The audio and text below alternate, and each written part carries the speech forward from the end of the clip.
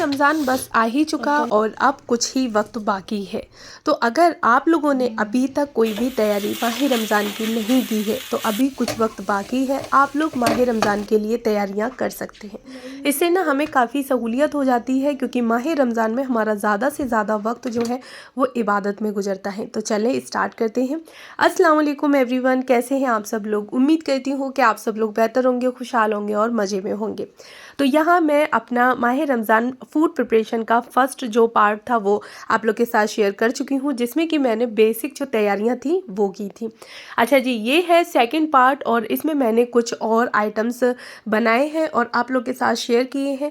अगर आप लोगों ने अभी तक कोई भी तैयारी नहीं की है फूड प्रिपरेशन की रमज़ान के लिए तो कर लें, अभी भी वक्त है। और यकीन माने कि इतनी आपको सहूलियत हो जाएगी, आपके रोज़े इतने अच्छे से गुजरेंगे, साथ ही आपको पूरा का पूरा फुल टाइम अपनी इबादत के लिए मिलेगा, प्लस कुकिंग में आपका इतना ज़्यादा टाइम वेस्ट नहीं होगा।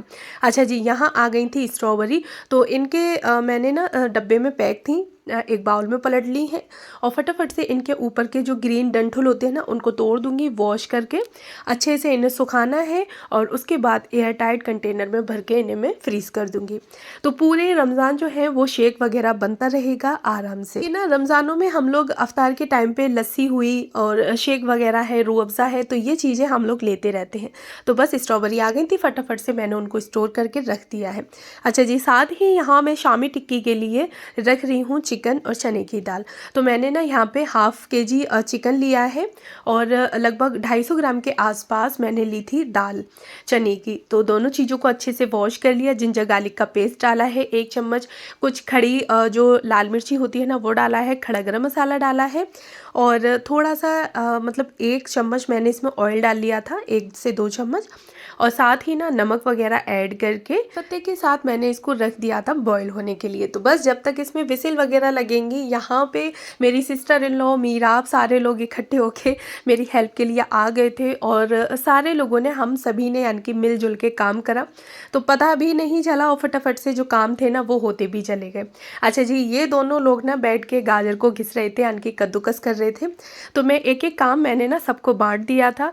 तो सारे लोगों ने मेरी हेल्प करवा दी। एक ने ना प्याज को कट कर दिया था, एक ने गाजर को कद्दूकस कर दिया, एक ने शिमला मिर्च को अच्छे से मतलब चॉप्ड कर लिया। तो इस तरह से हम सभी लोग एक दूसरे की हेल्प करते गए थे, यानी कि मेरी कार्रवाई थी, सभी लोगों ने हेल्प। अच्छा जी, मैं फिर फटाफट से आ गई थी अपनी किचन में और यहाँ पे फिर मैंने जो है वो आटा तैयार किया है रोल के लिए। तो जैसे कि जो रोल पट्टी होती है ना तो वो मेरे यहाँ नहीं मिलती, यानी कि मार्केट में अवेलेबल नहीं थी। तो इस वजह से मैं घर पे ही सारी चीज़ों को तैयार कर रही हूँ। तो उसके लिए मैंने क्या करा था कि 250 ग्राम जो मैदा थी ना वो ले ली है, उसमें मैंने ऐड किया है थोड़ा सा नमक और साथ ही 3 से 4 चम्मच मैंने यहाँ पे ऐड कर दिया था घी, देसी घी। आप ऑयल वगैरह भी इसमें डाल सकते हैं। अच्छे से इसको पहले मैंने पानी से मिला लिया था, यानी कि एकदम से आपको इसको ढीला नहीं करना है। उसके बाद जब ये सारा मैदा यानी कि इकट्ठी हो जाए तो उसमें मैंने ना फिर 5 से 6 चम्मच जो था वो ऑयल डाला है और अच्छे से बिना पानी के मैं इस टाइम पे इसको मुक्कियाँ लगाती रही थी। इस तरह से आटा गूंथते हैं ना, सेम उसी तरह से बस मैं ऐसे ही इसको बार बार मतलब मुक्की लगाती रही। तो एकदम से अच्छा सॉफ्ट हो गया था। और याद रखिएगा कि ज़्यादा पतला डो आपको नहीं बनाना है। तो बस फटाफट से इसको मैंने रख दिया रेस्ट करने के लिए। अच्छा जी, शिमला मिर्च जो थी, गाजर वगैरह कद्दूकस हो गई थी, बचा था बंद गोभी। तो बंद गोभी को भी मैंने मतलब बारीक बारीक चॉप्ड कर लिया था। अच्छा, सिस्टर इन लॉ ने ना मेरी जो गाजर होती है ना उसको और साथ ही ना शिमला मिर्च को उसने अच्छे से चॉप्ड कर दिया था और गाजर को कद्दूकस कर दिया था। मैंने ना बंद गोभी को अच्छे से चॉप्ड कर लिया। अच्छा, अब ये मैं जो फिलिंग तैयार करूँगी वो होगी हमारे जो रोल बनाएंगे ना हम, चिकन रोल, उसके लिए। तो चिकन को मैंने ये सारी चीज़ें कद्दूकस करके रख ली, यानी कि अच्छे से चॉप कर ली थी। उसके बाद चिकन को वॉश करके यहाँ नमक डाल के मैं रख दूँगी इसको बॉईल होने के लिए। नॉर्मली बॉईल करना है और हमें इसमें कुछ भी भी नहीं करना। तो बस नमक ऐड किया, चिकन को वॉश करके थोड़ा सा पानी ऐड कर दिया, नमक डाल के मैं इसको बॉईल होने के लिए रख दूँगी। 5 मिनट में हमारा जो चिकन है वो बॉईल होके तैयार हो जाएगा।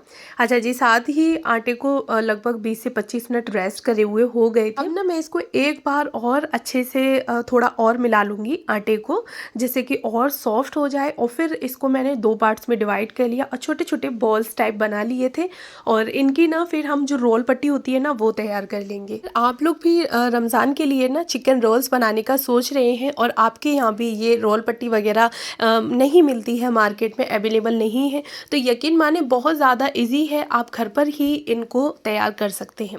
जैसा कि मैंने बताया उसी तरह से आपको मैदा को गूंद लेना है, थोड़ी देर रेस्ट करवाना है, और उसके बाद आप लोग देख ही रहे होंगे कि छोटे छोटे बॉल्स बना के मैं छोटी छोटी सी मतलब पूड़ी टाइप जो है वो रोटियां बना के तैयार कर रही हूँ। बस हाँ, इतना याद रखना है आपको कि ज़्यादा मोटी ना हो, पतली करनी है आपको, एकदम से पतली भी मत करिएगा, मतलब बिल्कुल ठीक बीच की रखनी है।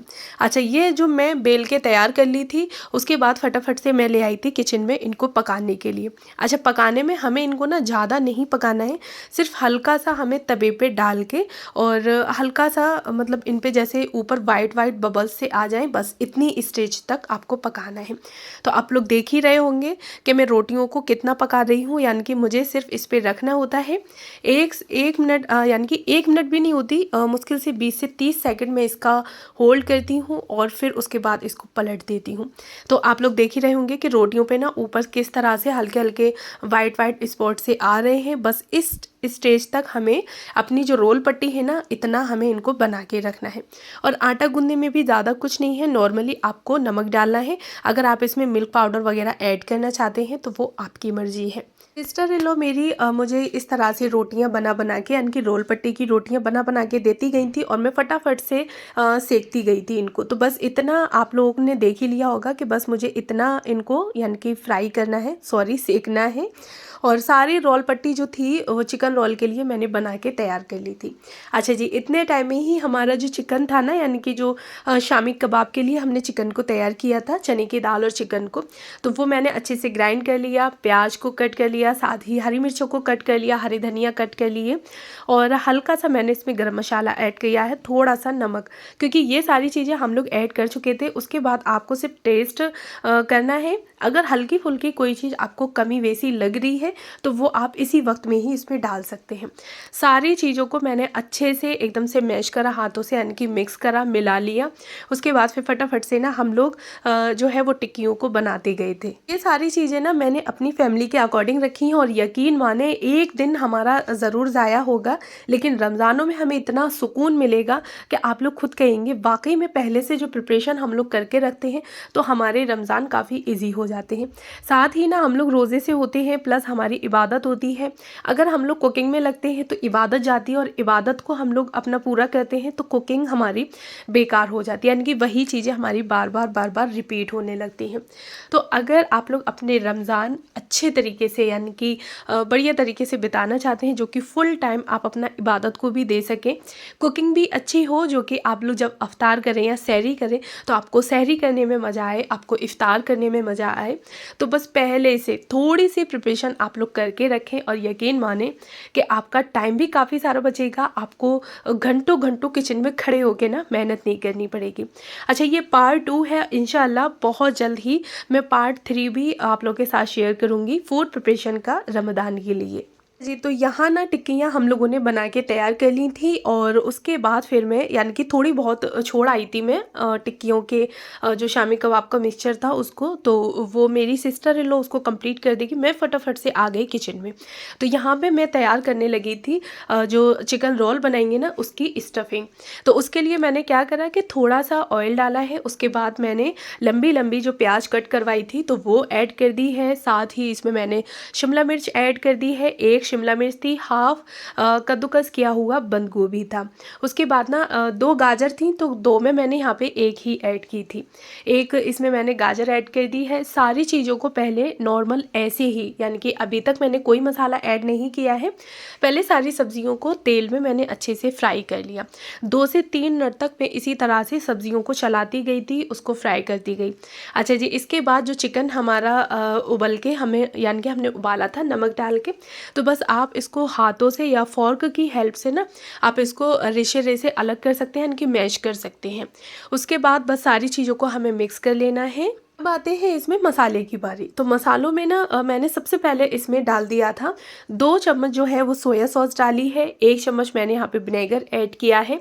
चिली फ्लेक्स मेरे पास अभी था नहीं, यानी कि मैं अभी चिली फ्लेक्स बना नहीं पाई हूँ, तो नॉर्मली ही मैंने चिली पाउडर इसमें ऐड कर दिया। साथ ही गया है इसमें थोड़ा सा नमक, और उसके बाद सारी चीज़ों की अच्छे से भुनाई कर ली।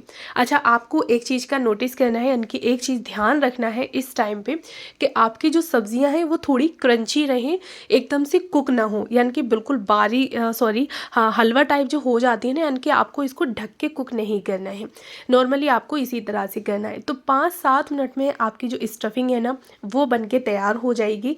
अच्छा, यहाँ पे सारी टिक्कियाँ तैयार हो चुकी थी, फटाफट से मैंने इनको रख दिया ऐसे ही ट्रे को उठा के फ्रीज़र में। जो 4 से 5 घंटे जो है वो अच्छे से ये फ्रीज़ हो जाएंगी। के बाद ना स्टफिंग को जल्दी जल्दी ठंडा किया पंखा चला के, क्योंकि टाइम हो गया था और हम लोग ना थोड़े थकान भी हो गई थी, लेकिन बातें करते हुए कर रहे थे तो थोड़ा एंजॉय भी हो रहा था। अच्छा जी, रोल पट्टियाँ मैंने आपको बताया कि किस तरह से मैंने तैयार कर ली थी, और आप लोग देख ही रहे होंगे कि बीच में हमें बस आपको जब ये रोल करना है ना, यानी कि चिकन के जो रोल बनाने, बस इस टाइम पे आपको अच्छे से ध्यान रखना है। तो आप लोग देख ही रहे होंगे कि एक कॉर्नर पे आपको थोड़ा सा यानी कि जितना आप रखना चाहते हैं, जितने बड़े आप रोल बना रहे हैं उसके अकॉर्डिंग आपको स्टफिंग रखनी है। साइडों से आप लोग जो घुली हुई मैदा होती है ना उसको लगा लें, और उसके बाद दोनों साइडें पहले फोल्ड कर लें, फिर आपको धीरे धीरे करके फोल्ड करते जाना है।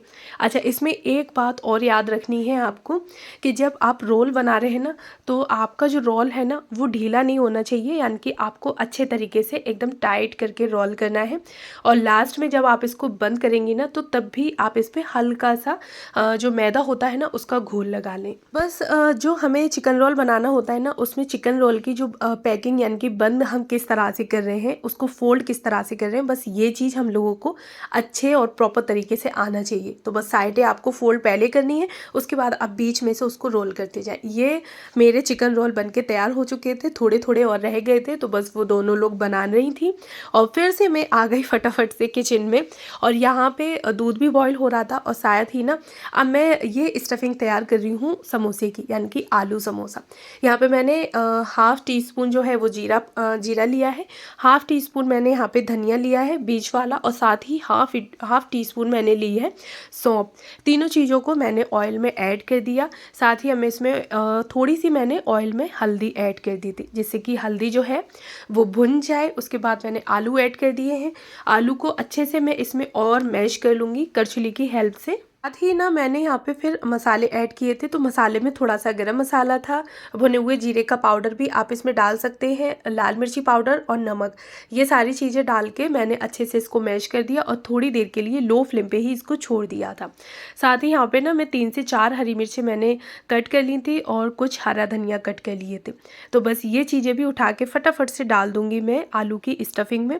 और मटर मेरे पास थे नहीं, अगर आपके पास मटर हो तो आप इसमें मटर भी ऐड करिएगा, और फिर आप इसका टेस्ट देखिएगा कि कितना अच्छे आपके आलू के समोसे जो है ना वो आप हेल्दी तरीके से अपने घर पे ही तैयार कर सकते हैं। बहुत ही कम ऑयल लगेगा, ज़्यादा कुछ आपकी इसमें मेहनत भी नहीं लगेगी। तो बस फटाफट से सारी चीज़ें मैंने इसमें डाल दी, अच्छे से इसको मतलब मिक्स करती गई थी, और फ्लेम को मैंने कर दिया ऑफ। बस इस मिक्सर को अब मैं ठंडा कर लूँगी। अच्छा जी, समोसों के लिए मैंने अलग से मैदा को मतलब गूंदा था, तो इसके लिए मैंने इसमें कुछ चीज़ें ऐड की थी, जैसे कि नमक ऐड किया, घी ऐड किया है, थोड़ी सी मैंने इसमें अजवाइन ऐड की थी, और साथ ही थोड़ी सी कस्तूरी मेथी। इससे ना समोसों का जो टेस्ट है वो काफ़ी अच्छा हो जाएगा, यानी कि इसका टेस्ट जो है वो और इन्हेंस हो जाएगा, डबल टेस्ट हो जाएगा, क्योंकि हमने फ्लेवर को और बढ़ाने के लिए इसकी रोटी में भी काफ़ी सारी चीज़ें ऐड की हैं। तो यहाँ पे सिर्फ मैंने आटा गूंदते वक्त थोड़ी सी अजवाइन और थोड़ी सी कस्तूरी मेथी घी डाल के अच्छे से उसी तरह से जैसे कि मैंने आपको रोल पट्टी का जो आटा दिखाया था ना गूंदते हुए, सेम उसी तरह से मैंने इसको गूंदा है। और जिस तरह से हमने रोल पट्टी को सेका था बिल्कुल सेम उसी तरह से हम यहाँ पे समोसों की जो पट्टियाँ हैं उनको सेक लेंगे। आधा मतलब सिर्फ आपको आँच दिखाना है जैसे कि ये एक दूसरे में चिपके ना। तो बस फटाफट से ये जो रोल पट्टी थी सॉरी समोसों की पट्टियाँ मैंने तैयार कर ली थी। तो इनको मैं क्या करूँगी कि बीच में से कट कर लूँगी। तो ये हमारे यानी कि एक में हम बनाएंगे तो गोल है और काफ़ी बड़ा समोसा बनेगा।